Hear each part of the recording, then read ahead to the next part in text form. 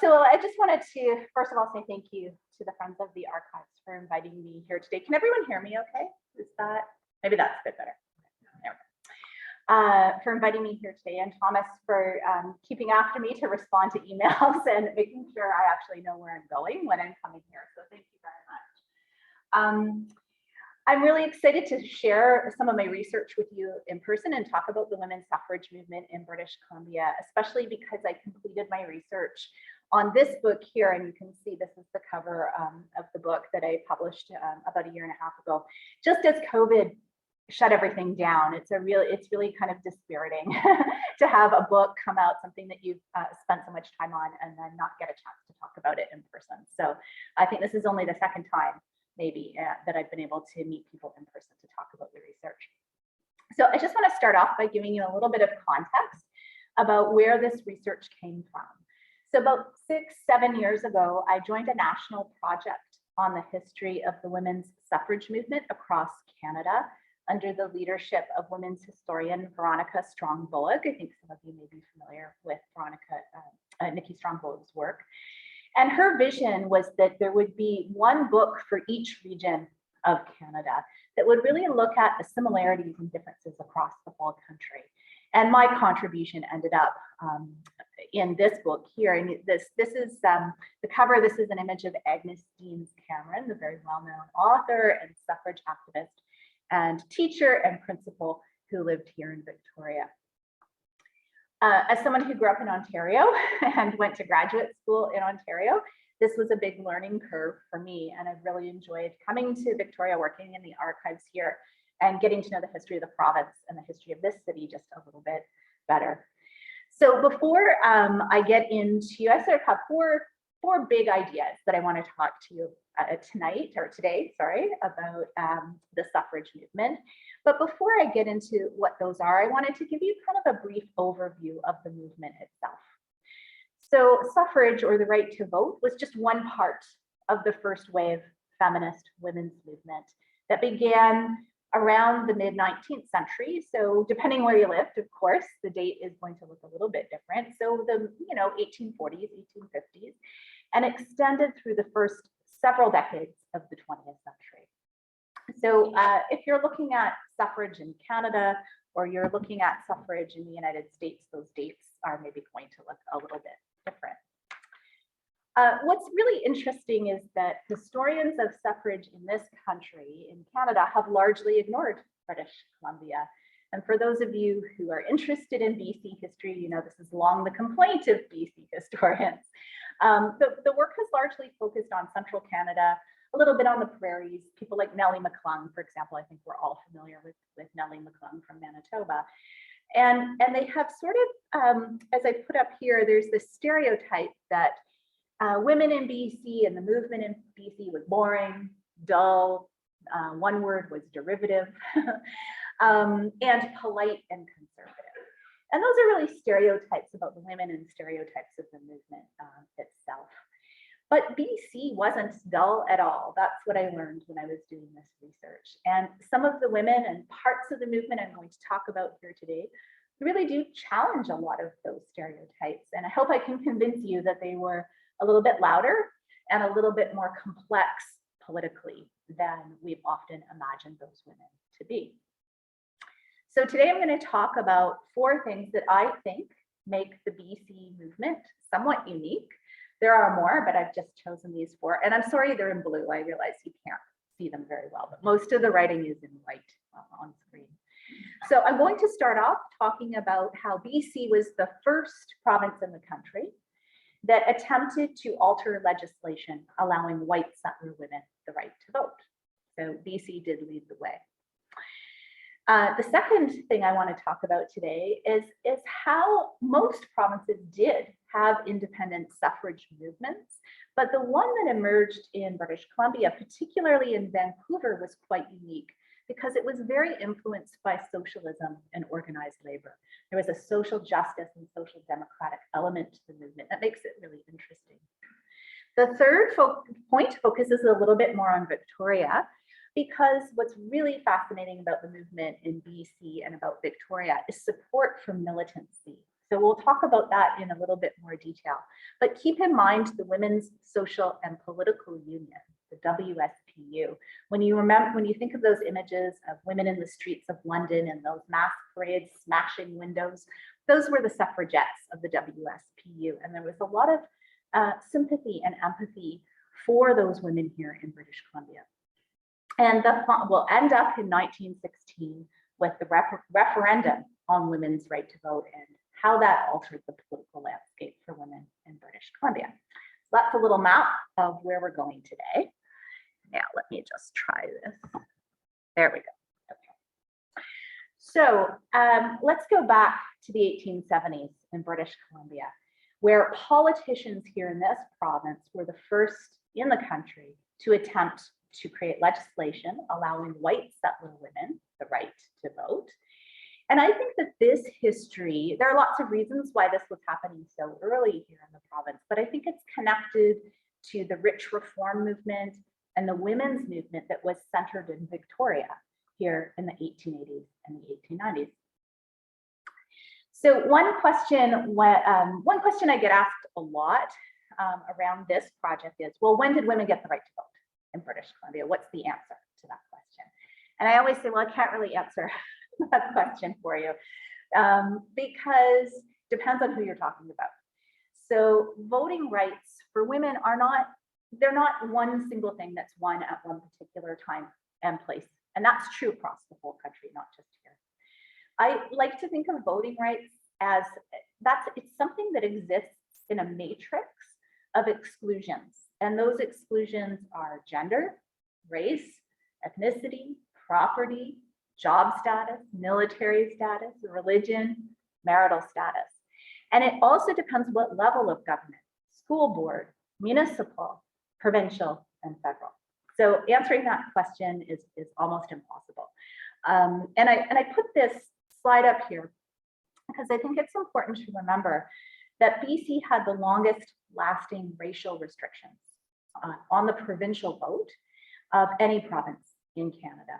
And I think this tells us a little bit how deeply BC did see itself as a white settler society, how important that was to the identity of people living here.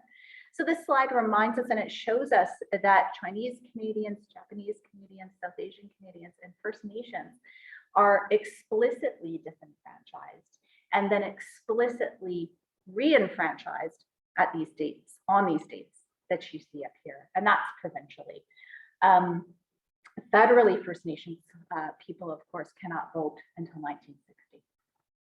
It really took a lot of community activism, well, 2 world wars, and a human rights discourse that emerges out of World War II to make this kind of legislative change happen. And I also just love this picture of Hideko Hyodo, who's a member of the Japanese Canadian Citizens League. And so they were focusing on lobbying the federal government to the right to vote federally in the 1930s. And that's an image of her and her colleagues in Ottawa. Okay. So let's back up to the 1870s when the first attempt happened in Canada to formally add white settler women to franchise legislation. BC has just entered Confederation. And so there's a lot of debate happening around what makes a democratic nation. What does democracy mean? Who should be allowed in to influence the state, really? Who should have a voice in making policy?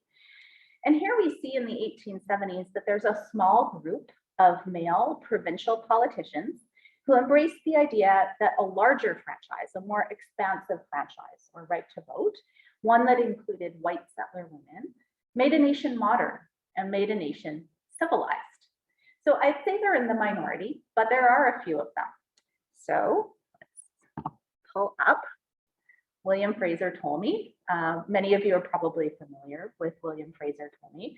He's really one of the earliest male political supporters of suffrage that I've found. He was a Scottish-born MLA, emigrated to North America to work for the Hudson's Bay Company in the 1830s, probably familiar to many of you because he lived in Victoria with his Métis wife, Jane Work, and their 12 children. And there they are sitting in front of their house. So in 1875, it was Tolmie who became the first politician in the country. he introduced a motion in the legislature to add the words, every person, male or female, to the provincial voters bill. Most of his male colleagues did not agree with that motion. You can read coverage of this in the local newspaper. People thought it was pretty funny, and it didn't pass. I don't think I need to tell you that. So this motion failed, but he was followed. He was just the first. He was followed by other like-minded male politicians in the 1880s and 1890s. I'm not going to talk all about them. They're in my book if you're interested. Some of them are. Here's just a few of their images here in front of you. And these men tended to believe that white settler women should be part of a forward-thinking and prosperous province. And they also tended to believe that women would, certain kind of women anyway, would diminish the corruption of male-dominated politics. And so I'll note here that that's a value that's shared by both men and women, this idea that whatever the political problems were of the day, and there were many, that maybe men had messed it up. And so we can't do any worse than ask women to participate. That was one of the theories of the time. By the 1880s, men like these were starting to make alliances in British Columbia with newly developing women's organizations. So I think what you see happening in Victoria is as middle-class Victoria grows, and conversations are happening in BC that are happening around the world about women's role in society. You see the rise of women's groups like the Women's Christian Temperance Union, the WCTU, or local councils of women. So just to give you a sense, the BC Women's Christian Temperance Union was actually founded here in Victoria in 1883 and was the first, as far as I've been able to find, the first branch in the entire country to explicitly support the female franchise from the moment of its founding. So I've just put that quote up from one of their founding documents. Woman is the natural conservator of the home. She should be endowed with the use of the ballot as a means of protection of the home, a kind of maternal feminism. And other unions across, temperance unions across the country did follow, but much later, BC really was the first. And that's probably due to the influence of Maria Pollard, the Pollard family, the Methodist family that was so involved in social reform in the city. So up on the screen, I chose these two images. They're both from the BC archives here. The one up on the top left is a group of the local council of women. On the very far right, on the bottom right, that's Maria Grant. We don't have a lot of pictures of her. She really becomes almost the foremost suffragist, I think, over time in British Columbia. And with the help of the security guard outside the legislature last night, I was having a chat with him. He helped me date this photo because it doesn't have a date, it just says 1890s. And we know that delegations of women would go and they would find a male ally and they would present that petition for women's suffrage in the legislature. They couldn't do it themselves, they had to have a male ally. And we know there was a petition in 1897. So this picture is probably taken in 1898, right at the first sitting in the legislature. And they started doing this every year. The bottom image is the Pandora Street Methodist Church in Victoria, all decked out to welcome the founder of the Women's Christian Temperance Union, Frances Willard. And you can see how they've welcomed her to Canada, and she really becomes this important figure. And I'm happy to talk about her a little bit later if you'd like to know more. I'd also like to say here that, and this kind of maybe flows into what you'll be talking about at your next meeting actually, is that the WCTU's support of both temperance, so restrictions around selling and drinking alcohol, and suffrage received strong support from Black settlers in Victoria, who had first arrived here from the United States in the 1850s and 1860s. And so one of the things I did when I was researching was I cross-referenced the names on suffrage petitions with digitized census information and information on people's genealogy from ancestry.com. And I found about 24 Black women and men who signed the suffrage petitions of 1885 and 1897, including entire extended families. And so these are also two really lovely images from the archives. On the left is dressmaker Corinthia Pierre Alexander, and on the right, her mother-in-law, Nancy Alexander, both of whom were Baptists and vocal supporters of multiple reform movements in Victoria, including both temperance and suffrage. So members of these kinds of women's groups lobbied male allies. Well, they had to figure out who their allies were and start lobbying them to introduce petitions and private members' bills on their behalf. So local women like Maria Grant and Cecilia Spofford, who some of you may have heard about as well, would lead delegations from the city and later from across the whole province to sit in the gallery of the legislature to lobby politicians and hold meetings. And when you read some of the newspaper coverage, which really tracked the debates in the legislature almost verbatim, that's where you start to realize that they weren't always as polite as you think they might be. They would sit in the gallery. When someone said something they agreed with, they would clap. When they said something they disagreed with, they would make some disrespectful remarks, a little bit of booing, a little bit of hissing from the gallery, which was often commented on by the newspaper reporter. So they were tracking which men they could trust and which men they couldn't. So there are about 16 private members' bills introduced in British Columbia for women's right to vote between 1875 and 1916, all of which failed. And we find that political support actually peaked in 1902. We have about 45% of MLAs by 1902 supporting women's right to vote. So they feel like they're getting pretty close to winning this battle. So what happens in British Columbia? Because if it had passed in 1902, BC would have been the first province in Canada that allowed women to vote. Well, this fellow happens. Well, two things happen. What we see in British Columbia is the development of party politics and the election of anti-suffrage conservative Premier Richard McBride. There's his image up there on the left. He's an anti-suffragist. He does not believe women should have the right to vote. And this becomes a party platform of the Conservative Party. And so from 1903 onward, about 80% of politicians vote in opposition to women's suffrage until it finally passes in 1917. I put up this image here for you on the right because you can see how McBride becomes sort of the nemesis of the suffrage movement. They really can't stand him. And they're constantly poking fun at him, calling him names.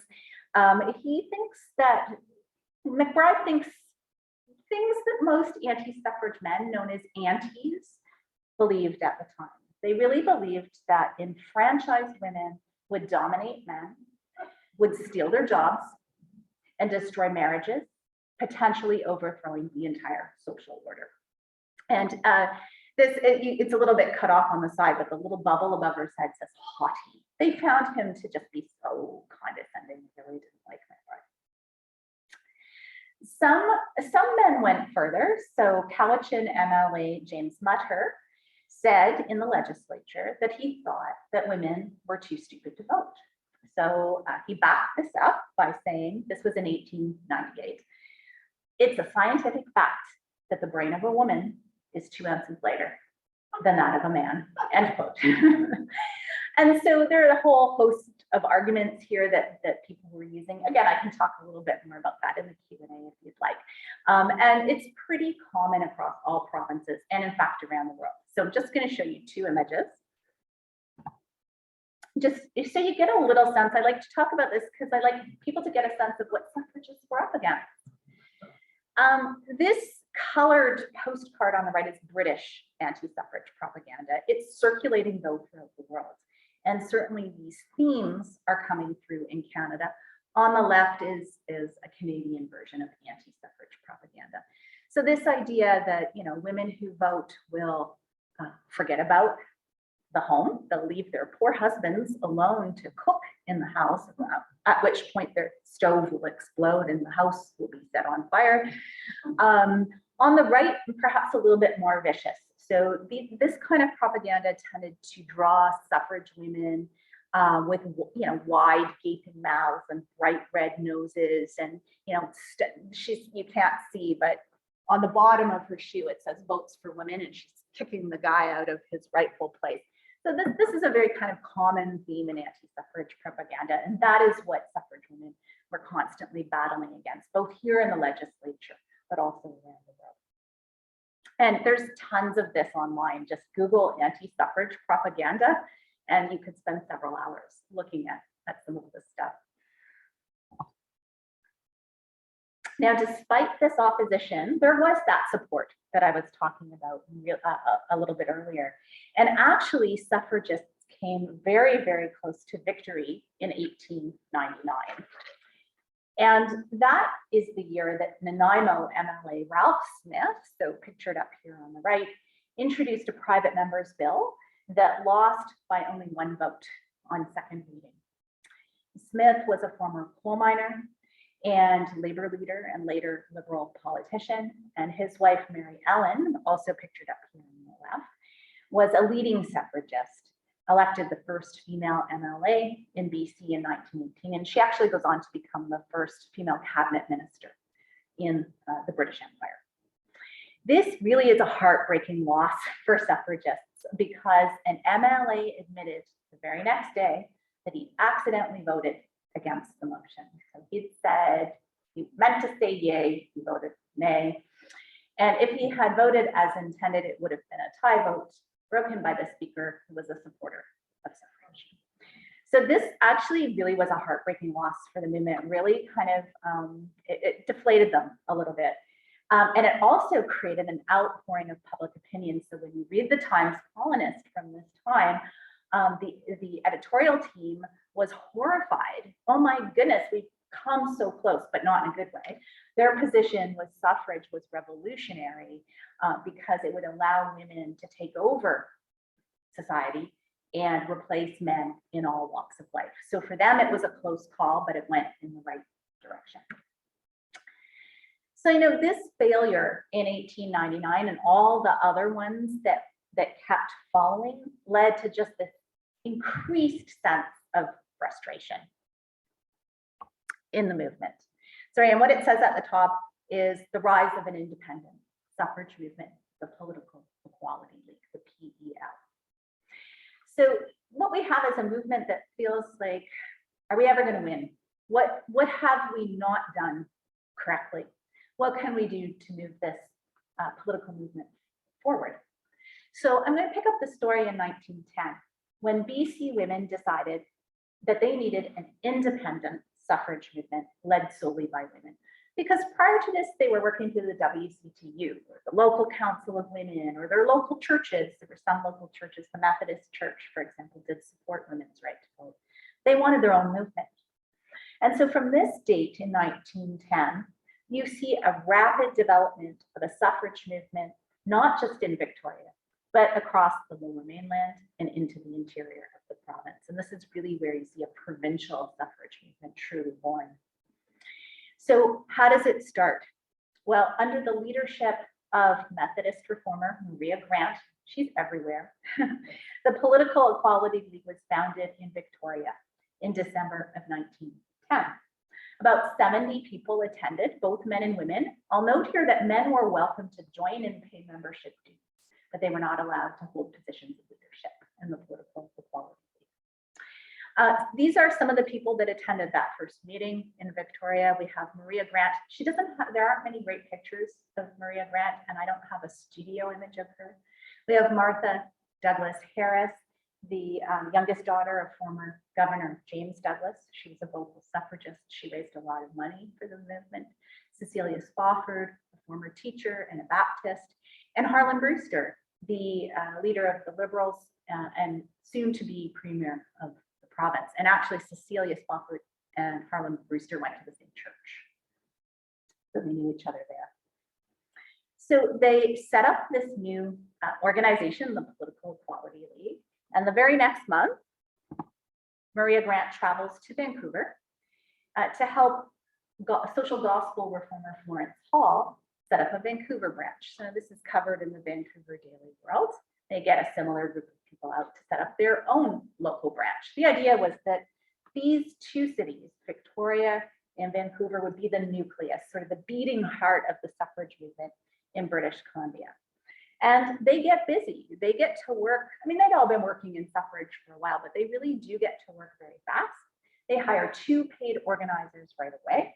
One was Florence Hall from Vancouver. The other was Dorothy Davis from Victoria.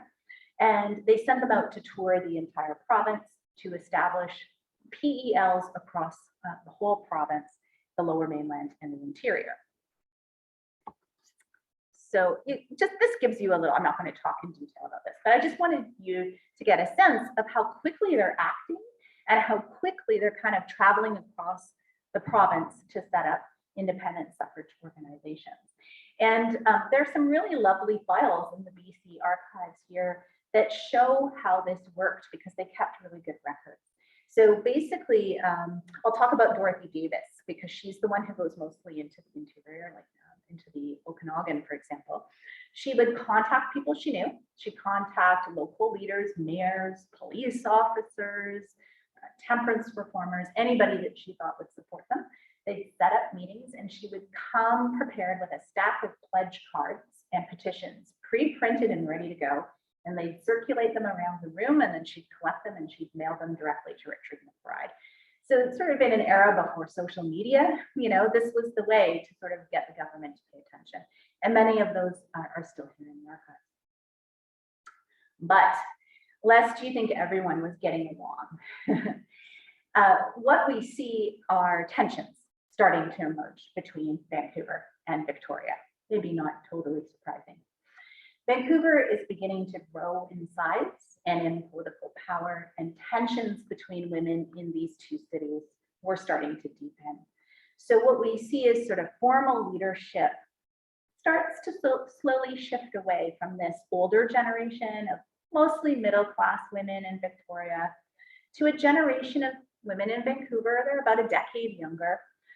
They had often worked for pay before marriage. They'd been professionally trained. Some of them had even worked in the American or British suffrage movements. Women in Vancouver said they felt shut out of the decision making, and they were resentful of how leaders in Victoria seemed to speak for the whole province. And I will say here that that same complaint came from women in the interior as well. They felt that women in Victoria, in the center of political power, didn't pay enough attention to local politics. This is an ongoing story, I think, between the center and the periphery in this province. So what happens? Well, what happens is the Vancouver branch says we've had enough. We're separating, we're declaring autonomy. They did that and they renamed themselves the Pioneer Political Equality League. And there'd be all sorts of other splits that would follow in the future. This was the first one, and it set the stage for a really interesting movement in Vancouver, one where working class women and socialist women and social democratic women were more involved in positions of leadership. And I'm just going to touch on that very briefly and say that this is possible by 1910, 1911, 1912, because by this time, most suffrage women believed that if women didn't have access to well-paid labor outside of the home, they were too dependent on men and marriage for their protection and support. So, Vancouver was actually the only city in all of Canada and one of the few in North America with a suffrage organization run by and for working class women. And some of you may be familiar with the woman who started this movement in Vancouver. This was Helena Gutteridge. So this is an image of Helena Gutteridge here on the left. She was born in London, England. She'd been a member of that militant organization, the WSPU, and she was a skilled tailor who immigrated to Vancouver in 1911. She also actually became Vancouver's first female city councillor in 1937. There she is right at the end of that first row. She didn't do this alone. Helena had a tight group of allies in Vancouver who embraced social justice, sometimes socialism, sometimes Marxism, including some of the women I'm going to show you here on the screen. Again, we don't have a lot of great images, which I think we could talk about in the Q&A. Why is it that we don't have great pictures of the suffrage movement? But here are some of her allies. Susie Lane Clark, that's Helena and Susie Lane Clark up there. That's an image from the 1930s. They both joined the CCF, the Cooperative Commonwealth Federation, the precursor to the NDP. They found that a more welcome home than other parties. Susie Lane Clark was American and a former teacher. And they worked very closely with Bertha Merrill Burns. And again, we don't have a picture of Bertha except for this very blurry shot, which is a Social Democratic Party picnic. And that's her right in the middle of that circle with kind of the white shirt and the black sweater or jacket over top. And Bertha was a founding member, actually, of the Socialist Party of Canada and a former journalist, married to a Marxist labor organizer from England. And they all worked closely with Florence Hall, a Methodist reformer with a deep social gospel faith. She was really critical about the harmful effects of capitalism on women and children, and believed that women's rights weren't just about secular political equality, but were about what she called divine or eternal justice. And sadly, I don't have a picture. I found no picture of Florence, even though she was very well known at the time. My husband, Eric, and I found that she was buried in North Vancouver Cemetery, but her grave is unmarked. So I don't even have I thought I could at least get a picture of her headstone, but there's nothing there. I think I found the tree that she's buried under. But really, it's Gutteridge. It's Helena Gutteridge. She makes the first move in 1915. She thinks, well, I've got an opportunity. We're independent now. I'm starting a working class caucus of the Pioneer League. And this caucus, the Evening Work Committee, attracted over 100 women every week to the Labor Temple, which was owned by the Vancouver Trades and Labor Council in downtown Vancouver. And from what I've been able to pull from census data, I found there were a lot of women attending those meetings from working class backgrounds, who'd maybe worked as stenographers or nurses, sometimes teachers, married to skilled working class men like printers and carpenters. And this committee proved to be so popular that it too declares autonomy. And I'm only showing you this to show you that as the movement grows, it becomes almost more and more specialized. Local groups and subgroups and different kinds of groups sort of quitting, declaring autonomy and reforming across the province on a regular basis. So this new committee spawns two sister organizations, these two here on the far right, the Mount Pleasant Suffrage League and the BC Women's Suffrage League. And the goal of both of these is to reach out to working women and try and reduce barriers to their participation in politics. So just to give you one example of how they did this, a lot of suffrage meetings would happen in the middle of the day in the home, sort of a tea meeting or a parlor meeting, they tended to call them, in a private home and of a middle-class woman. And a lot of women didn't feel comfortable or couldn't do that because they were working. So these groups held meetings on evenings and on weekends in public venues, mainly the Labor Temple and Lee Hall, which is on Main Street in Vancouver.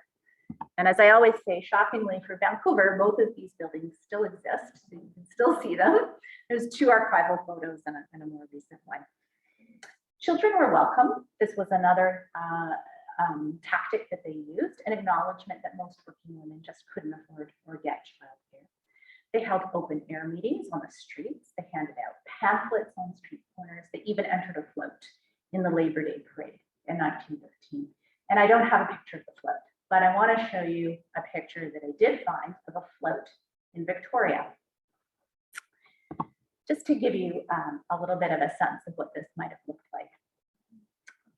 This photograph is actually the only existing photo of a suffrage float or parade. It's not a whole parade for suffrage, it's just one float on parade in British Columbia, and it is only one of two that we've found in the entire country. You can get a sense of the effort and the energy and the symbolism that the Political Equality League in Victoria put into this float. happy to talk more about it later. It took me days to find this because it wasn't labeled suffrage.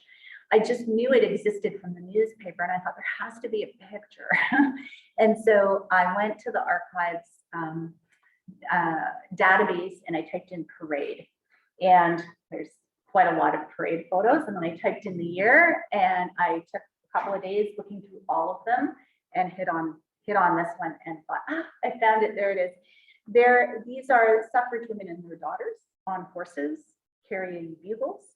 The horses are pulling or are in front of a float that is also pulled by horses. And there's no good picture of what's on the float, but it's a bunch of women wearing white gowns holding up signs of all the places in the British Empire and the world where they were allowed to vote. And those men in white alongside the vote are the sons of suffrage leaders, all decked out in white suits and green, purple, and white sashes to symbolize men's support for the movement. So it's really quite a lovely photo, and I wish we could see it in color. Now, these leagues are really interesting in Vancouver, because they believe that women are economically disenfranchised and politically disenfranchised. So they're advocating for the right to vote, but also for higher wages or minimum wage or the end to women's poverty. And they really reached out to a lot of labor leaders, unions, socialist parties for support. Just to give you one example, Helena Gutteridge was a friend, and so was Bertha Merrill Burns, actually a friend of Parm Pettipies. Parm Pettipies was a socialist organizer and publisher. He published the BC Federation of Labor's newspaper, The Federationist, and he gave Helena a column. And that quote from her column up here on the right is actually where I got the title for my book. And you can really see that she believed that both the labor movement and the women's movement together would really change the world.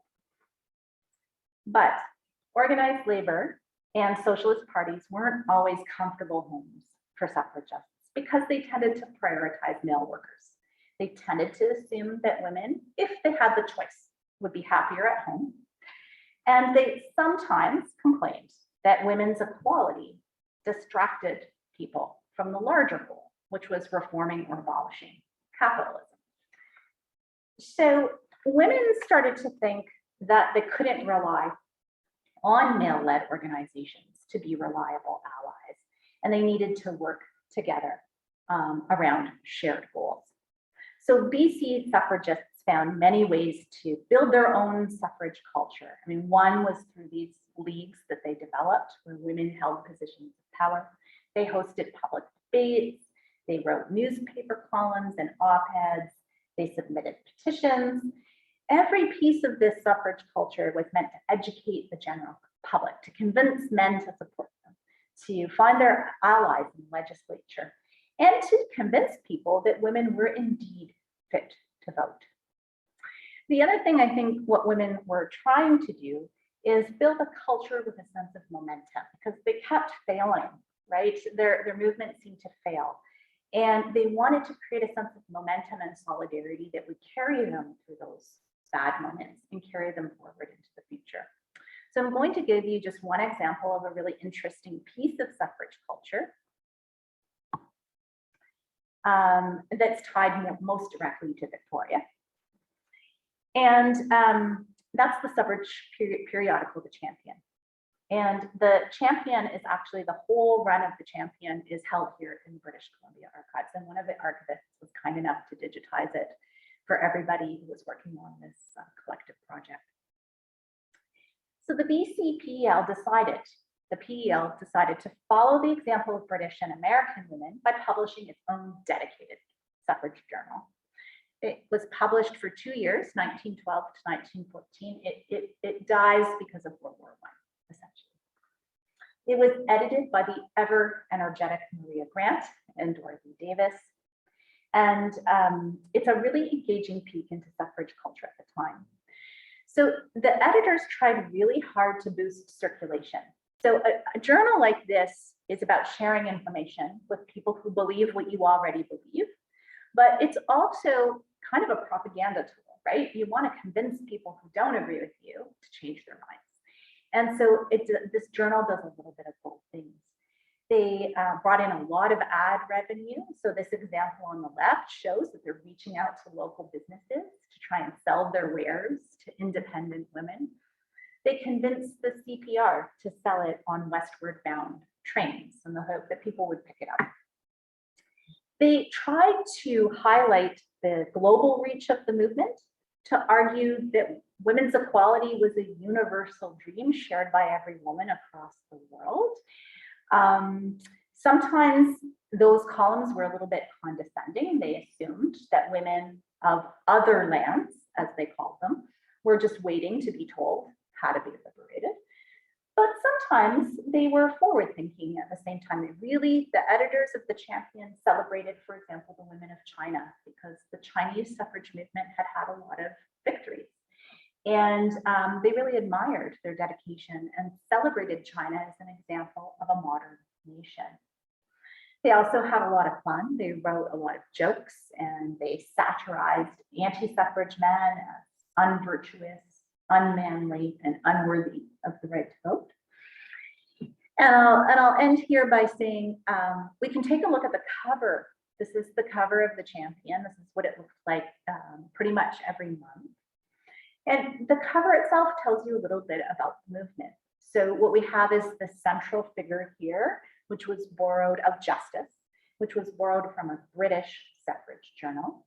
And the figure of Justice was a really common figure in suffrage print culture, sort of draped in a white robe symbolizing democracy and fairness.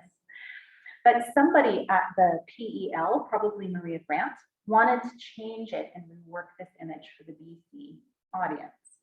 So the revised version features Justice, that British suffrage journal figure, standing in front of the official shield of British Columbia. So you can see the shield in the background with the Union Jack representing relationship to empire, waves representing the ocean, and rays of sun at the bottom. And then the artist, whoever drew this, added laurel, a laurel wreath at the bottom, a symbol of victory and honor. And a lot of suffrage women like to wear crowns of laurel in their hair in parades. And I think this really kind of sums up how the women in BC saw themselves. They were immersed in their local culture, but they thought themselves to be connected to a global movement, something that was bigger than themselves or even their nation, something deeper and broader. They aspired to justice and equality, but they didn't always confront that vision did not include everyone.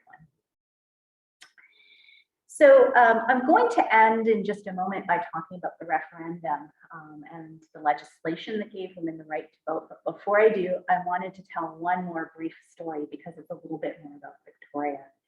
And that's the story about how BC women imagine themselves as part of a more radical sisterhood. So, after the turn of the century, the media was increasingly fascinated with the tactics, the provocative tactics of the British Women's Social and Political Union, founded by Emmeline Pankhurst in 1903. And they called themselves, or were called anyway, suffragettes. And suffragette was the word that people used for the more militant branch of the movement. Suffragist was the word that people used for those who wish to make change not through direct action. The WSPU disrupted politics. That was their goal, through direct action and civil disobedience. They were the ones that did mass parades in the streets, physically confronted police, smashed windows of stores, and even committed arson to make their point.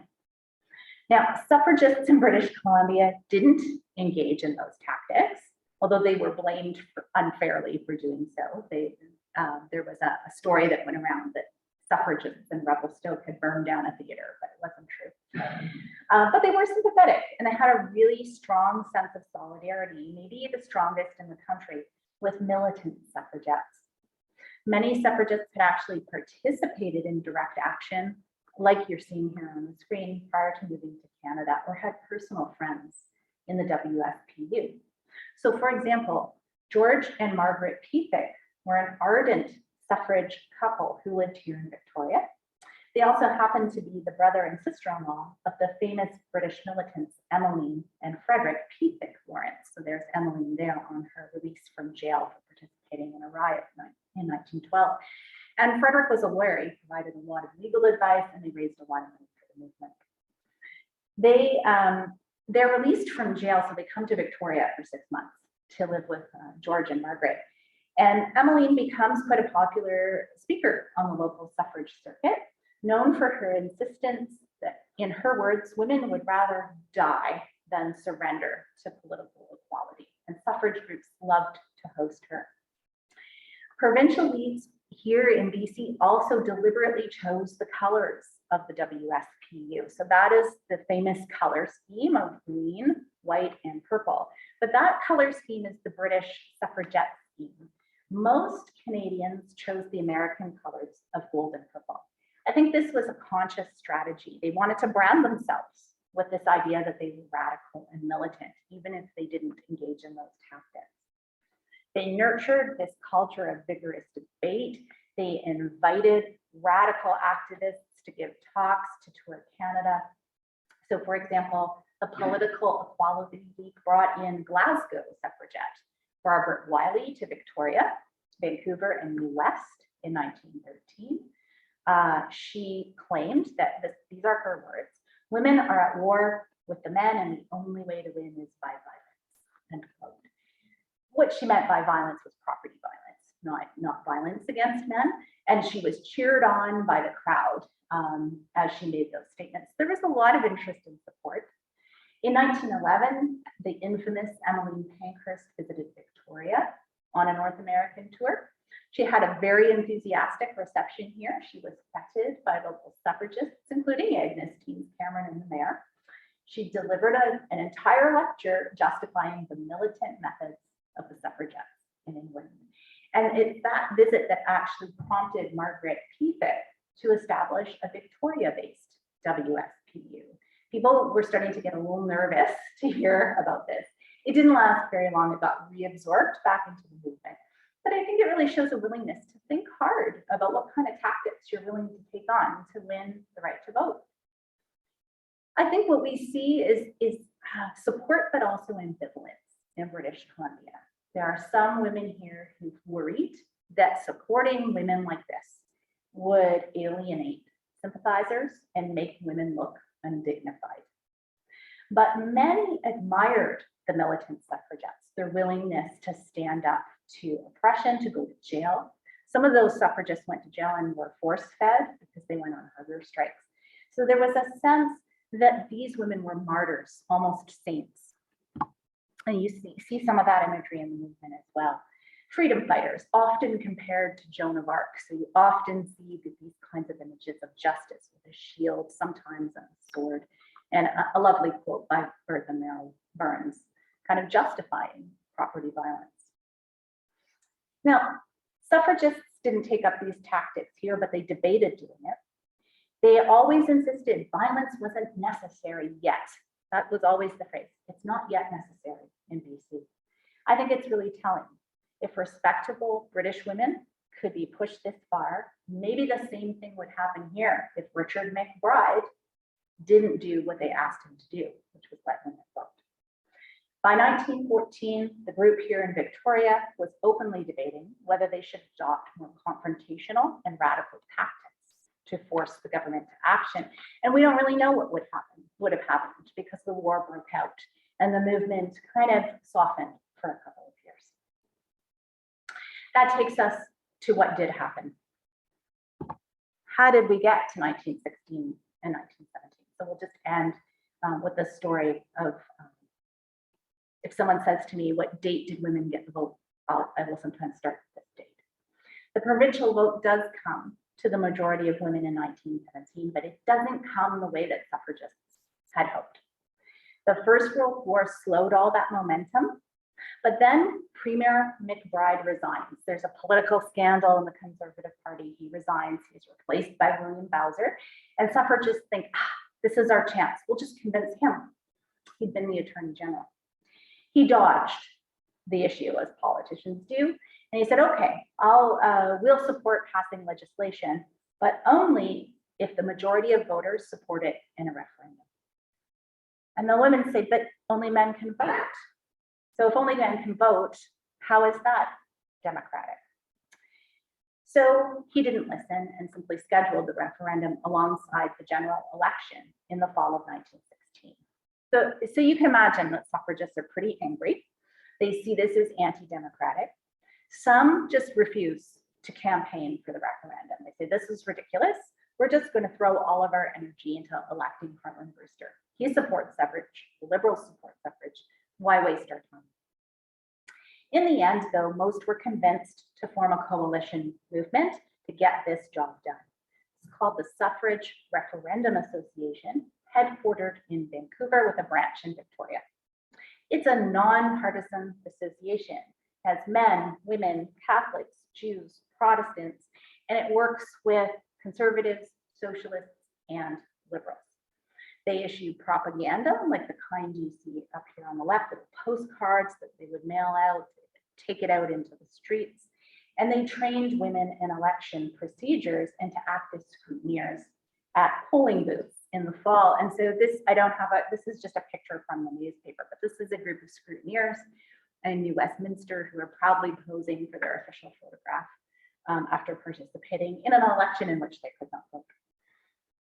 So in an era without opinion polls, how do you know what the outcome is likely to be? Everyone was quite worried. And there was opposition. The BC Federation of Labour withdrew support in 1916, claimed that women were stealing men's jobs during the war and that veterans would come home to nothing. In the end, though, the results were clearly in support. 70% of men voted in favor of suffrage, part of this larger political change that ushered in this reformist Liberal government of Harlan Brewster. There were a lot of delays counting the overseas soldier ballots, though, which meant that women waited until April of 1917 for legislation passed by the Liberals. And that legislation gave them the right to vote and run for office on the same terms as men.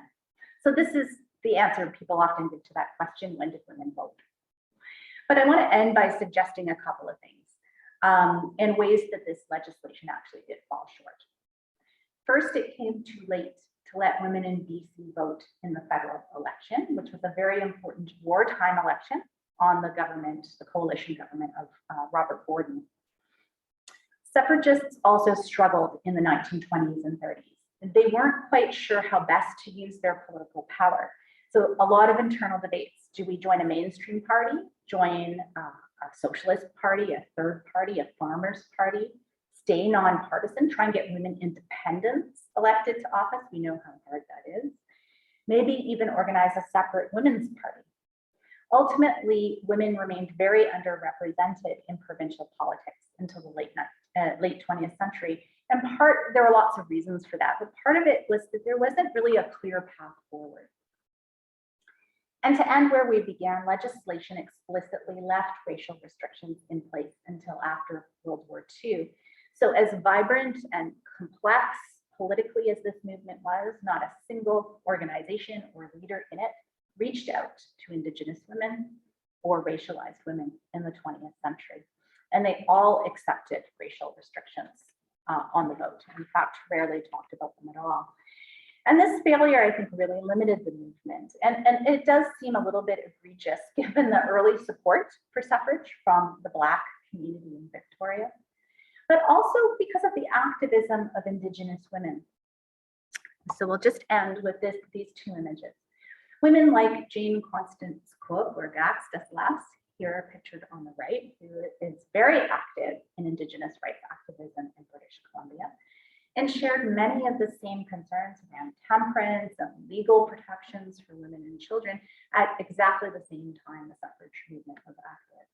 So here's an image of Cook on the right, and here is this image on the left from the Vancouver Daily Sun, which tells you how suffrage supporters rarely thought about Indigenous women at all.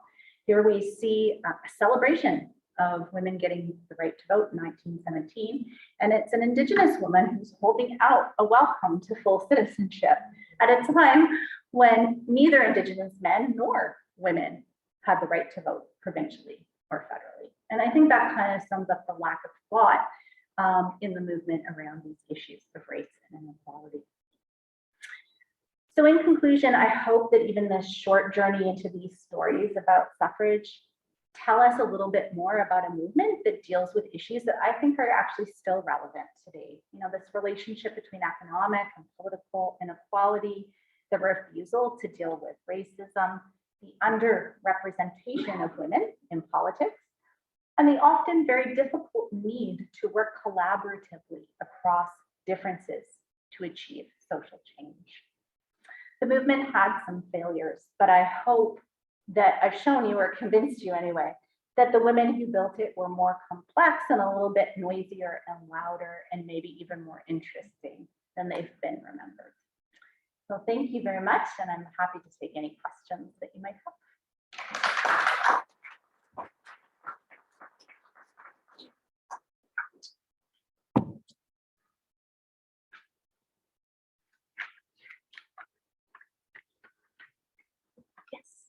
Were there any restrictions on the voting public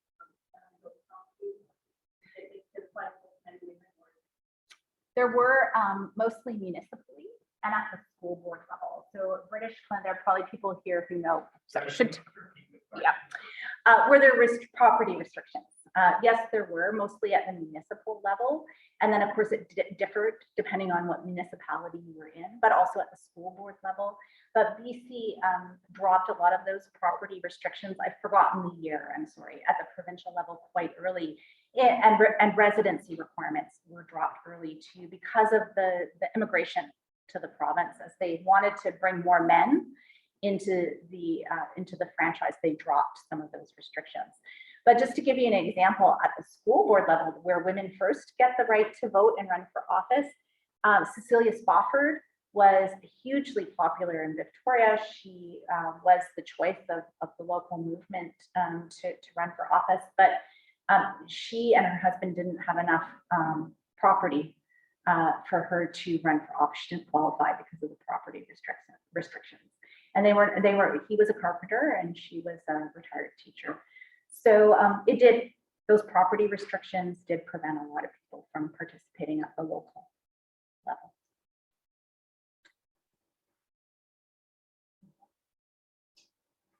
You mentioned at the start that separatist movement in BC was unique. Yes. You know, but also very much socialism. Mm-hmm. Did they draw from Manitoba socialism and labor? Mm-hmm.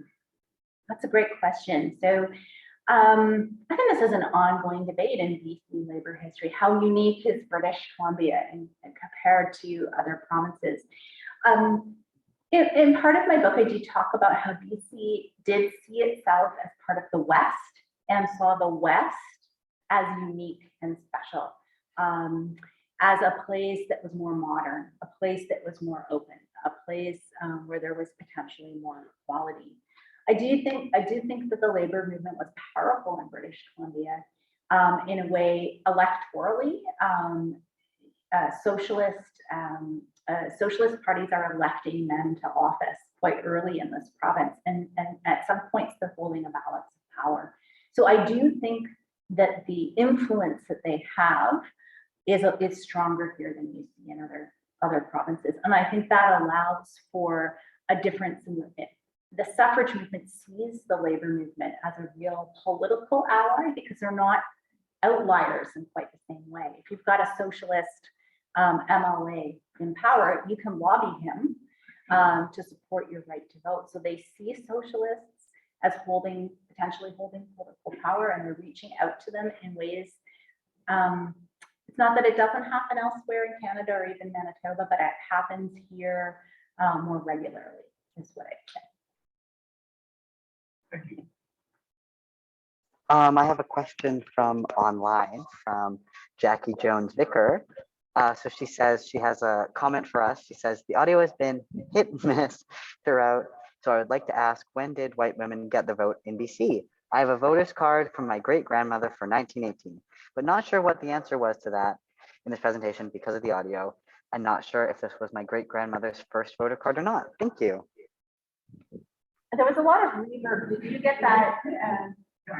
The general. question is the one you answered at the beginning. When did women get the vote? When did women get the vote? Okay. It was about when women got the vote. And Oh. was someone's 1980? Oh, probably, yeah, probably, yes, because the legislation, yeah, that's a good question. Legislation was passed in April of 1917, and so you'd think I would know this. Whenever the next provincial election was, which was probably 1918, that would have been the first time that women, because they missed, because in British Columbia, the provincial voters list dictates whether you can vote federally. They miss the federal election because it happens, legislation comes too late. So the next provincial election is the first provincial election, and I think it is 1918. So yes, if that card exists, please donate it to the archives. Please, because actually, and it's such a great question, because my big bugbear is that there isn't a lot of material culture left from this movement. We know that there are hundreds, if not thousands, of photographs, material culture, tons of it in England, tons of it in the United States, almost nothing in British Columbia. Literally, that one picture of that parade in 1913 and some studio portraits and obviously newspaper clippings, but actual things produced by the women, they all are gone. And maybe they're in someone's attic or basement, or maybe they were thrown out because people didn't believe they were of value. But if you have them, please talk to the archives about donating them. Is there a sense that any of this advocacy works on McBride at any time? And obviously, he doesn't change his position, but do they get a sense that it's getting through to him? No. No, he doesn't seem to have ever changed his mind. Some did, some men did. What suffragists find quite hilarious is that, you know, the tide, it looks like the tide is starting to turn, and the conservatives are worried. Clearly they were right to worry they weren't going to win the provincial election in 1916. So all of a sudden, the same men who had literally voted no on the private members bill 6 months ago were all of a sudden turning up at all these suffrage events saying we support women's right to vote. I think in the hope that they'd win over some new members to the party. But no, McBride never changed his mind. He just honestly, he kept telling women that, you know, he really liked them and they did really good work in the home and in their organizations, and he really valued them, but he just did not think that the world would be a better place if women voted. And he held that belief, as far as I know, for the rest of his life. Whereas Brewster seems to have been an authentic supporter of women's right to vote. I don't think it was just political, because he was involved in the movement before he became party leader. Did you know Premier McBride had 5 daughters Really? and no sons? No, I didn't. I wonder what they thought. Yeah, that didn't change his mind either, apparently. Yeah. A little bit rusty on my first one. Was there any aspects of times of that did have a positive effect? It's a great question about the impact of the First World War, and that's actually an ongoing debate in Canadian women's history, because for a long time people thought, oh, well, women won the vote in 1916-17 because they did all this volunteer war work, and because people really saw that they deserved. They were patriotic and loyal, they deserved the right to vote, and that may have been part of it. But I tend to think of it as the culmination rather of a much longer period of activism. And what we do know in British Columbia, it's really interesting, because when war breaks out, all the momentum does kind of stop for a while. So of course you can't travel overseas. So all these, they were bringing, you know, 30, 40 women across every year to give talks, raising all this money. All of that stops. The Champion, they don't publish it anymore. And they engage in some internal, we have some minute notes from different organizations. Should we even really be talking about women's right to vote when we're at war? I mean, there's this bigger issue. And they ultimately decide not really to stop. So we have some evidence that they had knitting circles, you know, for the Red Cross. And they would be a combination knitting circle where you'd knit socks for soldiers and talk about how you could support the suffrage movement. So they kind of bring the two conversations together, which is what makes them ready to pounce when McBride resigns in 1915, because they hadn't totally given up. They were just simply ready to go. So I think the war has all of these impacts. And I think the other impact that they weren't expecting was the withdrawal of support from the labor movement. And I do know from what I've read that Helena Gutteridge and others like her were really devastated, because these men who were leading the labor movement were their friends. They were close friends, personal friends and allies. And to have them withdraw that support and say that men were losing out because of women getting the right to vote really, really upset a lot of the women. So their war really does shake things up in a number of ways. Good question. Thank you.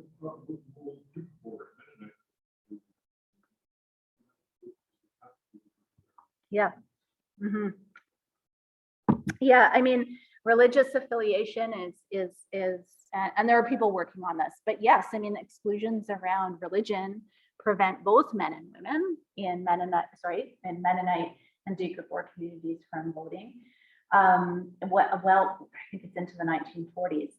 And actually, I just touch on that in the book, but it made me realize that the end of the suffrage movement is not 1917. There is no end of the suffrage movement, because exclusions continue in different ways.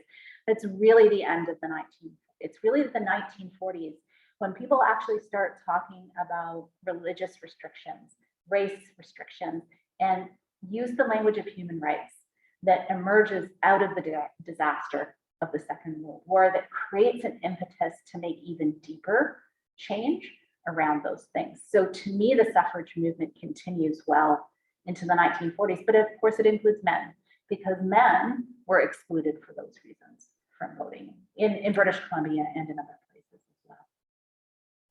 It's a great question. Thank you. Yeah. Was there, after the champion kind of died down, it seems like they produced Mm-hmm.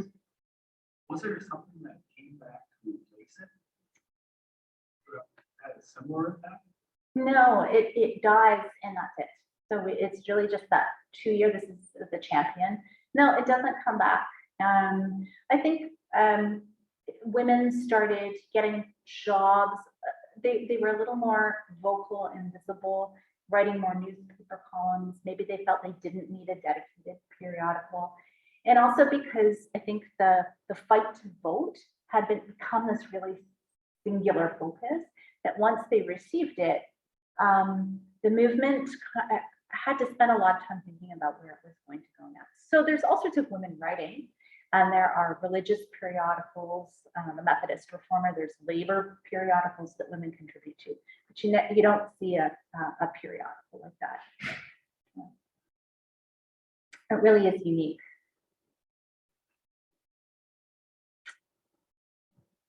Any final questions?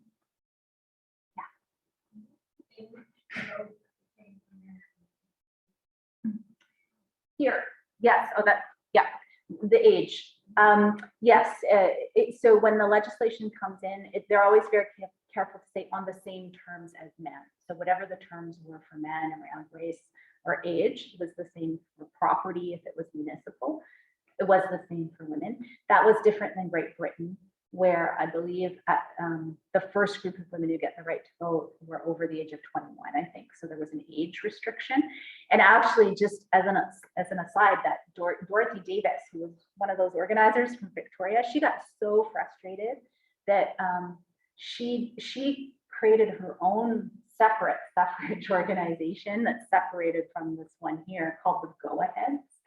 And her theory was, well, let's get the vote for married women and women over the age of 21 first, because that will be more acceptable to the male population. And then we can work backwards kind of from there and expand it. That wasn't a very popular stance amongst most women, but there were some women who thought they would maybe just give that a try. But that group doesn't seem to have lasted for very long.